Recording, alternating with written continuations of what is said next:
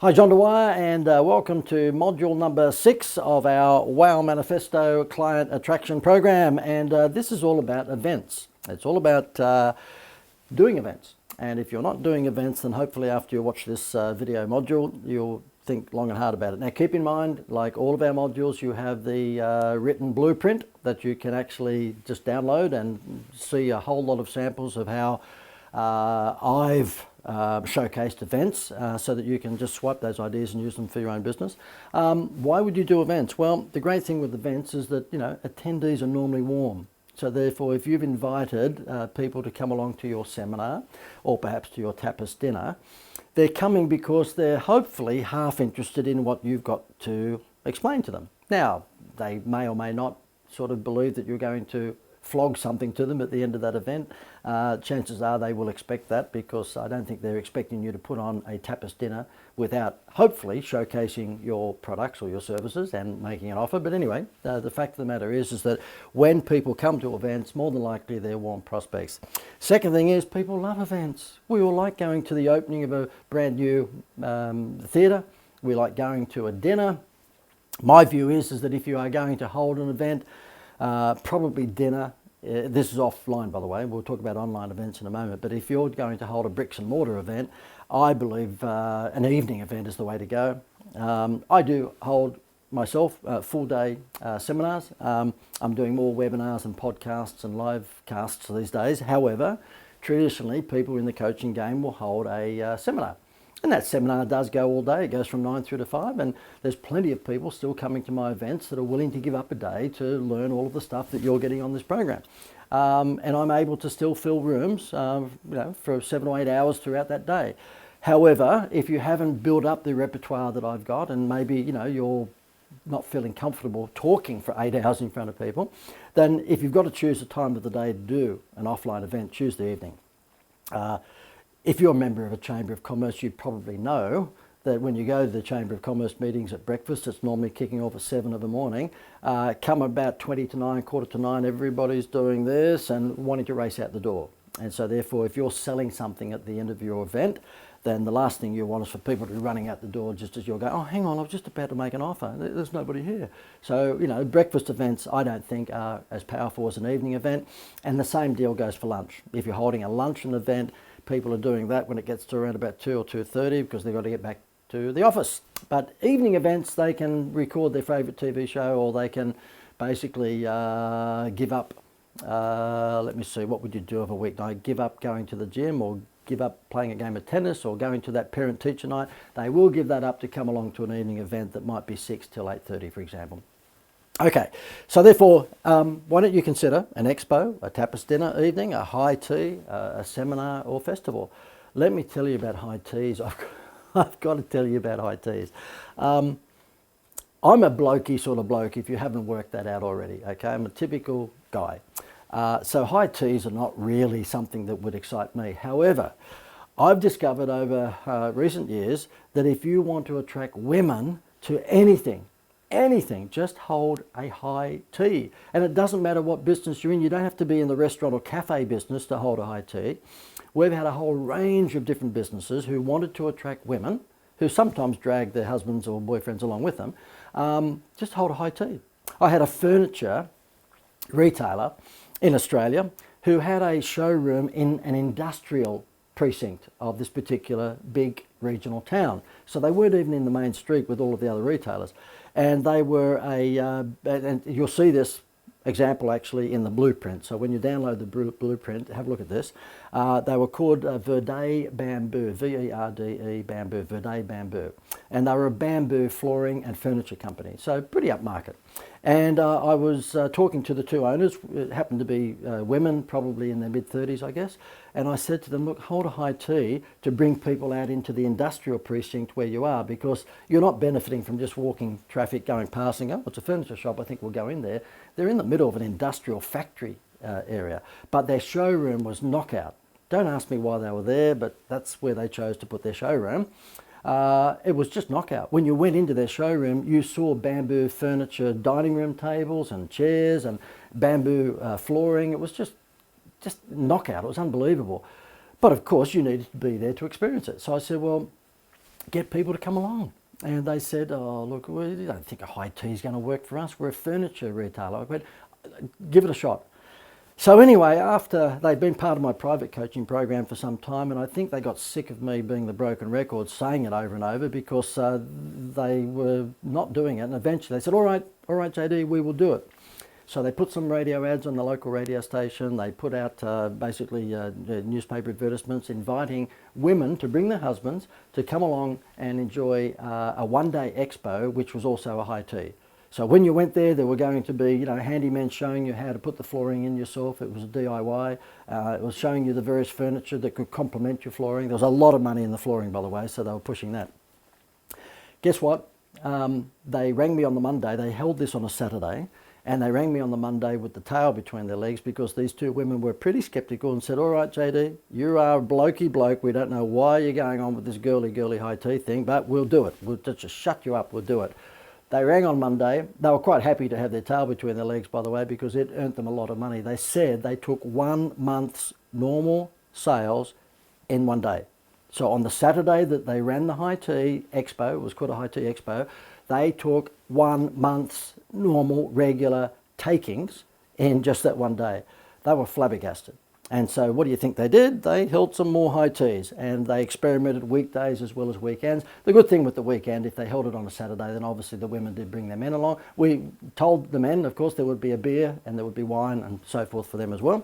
And it just knocked out. So it's all about bringing bees to your honey pot by holding an event. So therefore, think about how you can hold an event. We'll get onto online in a moment, but I've had a real estate agent in another regional town, just coincidentally, it was a regional town, but it could be cities.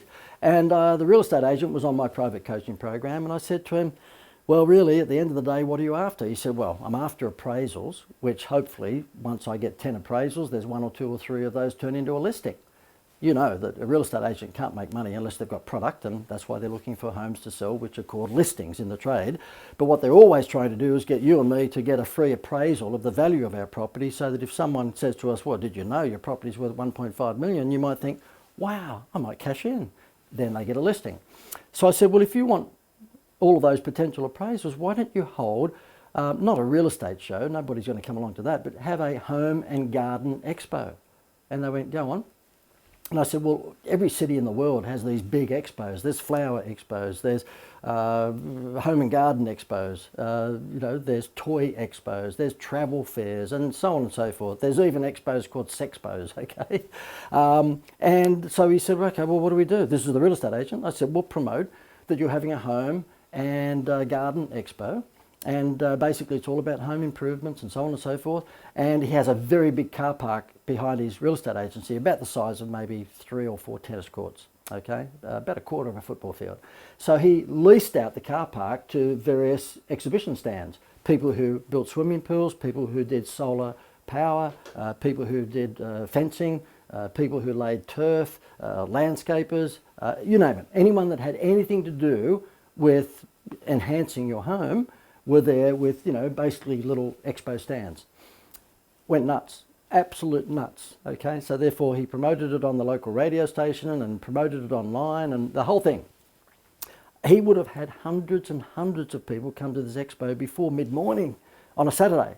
And of course what happened is that at the expo he had various tips he was giving people to enhance their value of their home by, putting in a home theatre, or by, making sure they used annuals in terms of their garden flowers instead of just, ones that might die after that particular season.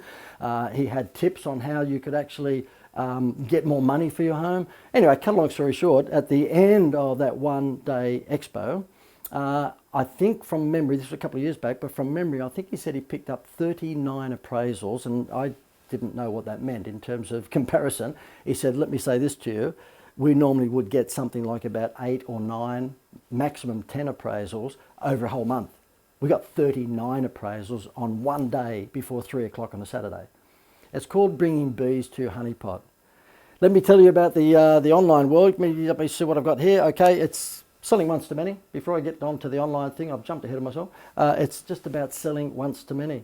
And it makes sense. If you want to scale your business, you don't want to sell one-on-one all the time unless you're charging an unbelievably hourly rate. You want to sell once to many. Examples are gardening expos, travel expos, pet expos, food and wine expos. I've been through all of that with you. Furniture store, I told you about that, breaks the record for the high tea. I jumped ahead of myself with the slides here, I'm sorry about that. Our travel company, no, I've got to tell you this one. Travel agency came on board my private coaching program, and the lady who owned this business, her name was Denise, and I said to her, why don't you go through your database and select people who you think would be perhaps future travellers and who would spend a lot of money with you, and invite them to a slap-up dinner, or at least a tapas dinner. So that's what she did. She went through a database and she chose mainly seniors who had been on these river cruises through Europe. And she invited them to a slap-up dinner at a very nice location. I was the MC for the evening. I did the right thing by them because they were a private client. And as it turned out, there was, I forget now, but maybe 80 or 90 people in the room, which would be 45, 50 couples. And the river cruise company got up and did a 15-minute presentation of what the river cruises were looking at in the next 6 months and all this sort of stuff. Cut a long story short, the tourism company that did the river boat cruises throughout Europe put in $3,500. The travel agent client of mine put in $3,500. So the whole event cost $7,000 to put on. Guess what? After the presentation from the river cruise company, they took that night $200,000 in sales. Keep in mind the whole event only cost $7,000, of which half was paid by my client. And then within 2 weeks thereafter, because of all of the inquiries that came for that night, they had topped $500,000 in sales. So we're talking about an expenditure, an investment by my travel agent client of $3,500 on the dinner, and she took over $500,000 in sales within the next few weeks. I have that on video. She gave me a lovely testimonial. What I want to talk to you about, though, is the online way of holding events. And pretty much you're watching an example of that right now. This is an event. I'm talking to you at the moment, but I'm also talking to a whole bunch of other people. It's called selling once to many, or communicating once to many. And the ways of doing that in the online world are pretty straightforward. Webinars, podcasts, and maybe Facebook Live. Okay, they're the big three. They're the big three. Obviously, you can have videos on your website as well, and that's selling once to many too, I guess. But because you've probably participated in them as a potential customer, that webinars are a very, very clever way of getting a message across to a lot of people. So therefore consider doing webinars, and they're relatively straightforward to do. Now there's certainly a design format that you need to follow, and if you need any help with that, then obviously you can post that on our Facebook page and I can help you in that regard, because that's what our Facebook club is all about. But yeah, look, once you do a webinar, you'll keep on doing them, I can assure you, because I'm pretty confident that you'll get pretty excited about the prospects. Even if you stuff it up first time around, the fact that you've done a webinar and you're selling once to 10 or 20 or 30 or 50 or 150 or 450 people, I think you're going to see that there's a trend there that you can actually, really improve upon as you do more webinars. So if you said to me, what was the timing of a webinar? How long should it go for? Test and measure, okay, or test and fix. Some webinars do very, very well in just 20 minutes. Some are 30, some are 45, some are 60. In my case, I do a lot of them, and we trial 30 versus 45 minutes versus 60 minutes versus 90 minutes. We do all sorts of different times for our webinars, and we work out which ones get most traction for what particular audience. Another one, of course, is podcasts, and podcasts is just basically your own radio show. That's what it is. And again, if you need any assistance with regards to that, then obviously post any questions you have on the Facebook page. And one of the really, really, really potent forms of holding an event is a Facebook Live broadcast. Okay, and that's just powerful, powerful stuff. I held a live seminar event in a capital city here in Australia not so long ago, and it ran from 6 to 8:30. And in the room I had around about 70 something attendees who were business owners or managers of businesses, and we decided to do a Facebook Live of that event. Now it ran from 6 through to 8:30, so that's a pretty long Facebook Live. But people are home from work and hopefully they've got some time. So what we did is that we just spent about $200, I think it was about $200, on boosting some Facebook posts to tell people that they could watch on Facebook Live this 2.5 hour event. And I think probably maximum we spent was a couple $100. So we put out a couple of pay-per-click ads just 48 hours out, and we put out some newsfeed posts on Facebook and Instagram, and we just boosted those. Guess what? 10 minutes into the seminar that I was doing for a live audience of 70 odd people, the camera guy that we had with my iPhone came up to me and said, have a look at this. And there was a video playing at the time, so I had time off from the audience, and I looked at nearly 400 people. Like 10 minutes into my seminar that we were broadcasting via Facebook Live, we had nearly 400 people on that broadcast. And thankfully, my stuff must be reasonably engaging, because throughout the 2 and a bit hours that we ran the event, our numbers in terms of Facebook Live went between 280 and 350. Okay, so we lost a few people because they can't hang around for 2 hours, but to get 280 to 350 people hang in there with you for 2 hours shows that your content must be reasonably engaging. And guess what? At the end of that Facebook Live, we made an offer of a program.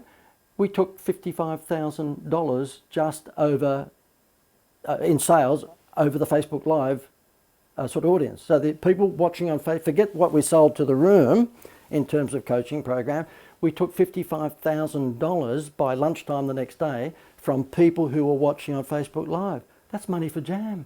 That's income that wouldn't have been there had we not decided to spend a couple of $100 lousy on broadcasting my live seminar via Facebook Live. So seriously, even if you're holding a live event, if it happens to be a seminar, you might like to Facebook Live that at the same time.